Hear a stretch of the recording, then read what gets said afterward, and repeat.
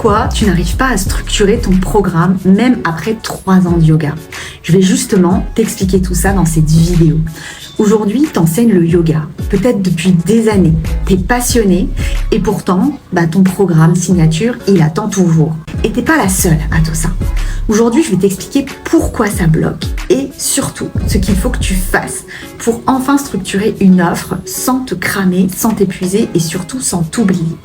La première chose, c'est vraiment l'illusion de l'expérience. Tu penses que tu sais déjà tout. Tu as de l'expérience, ok.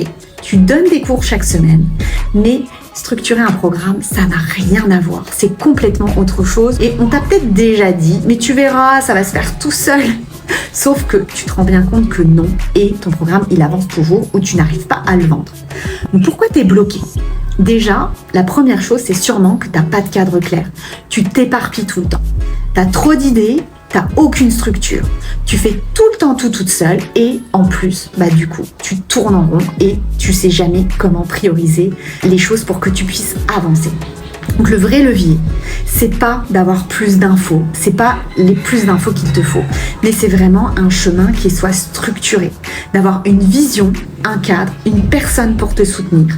C'est créer un programme aussi qui soit aligné avec toi, avec tes valeurs et pas contre toi. C'est vraiment créer son identité à travers ton programme.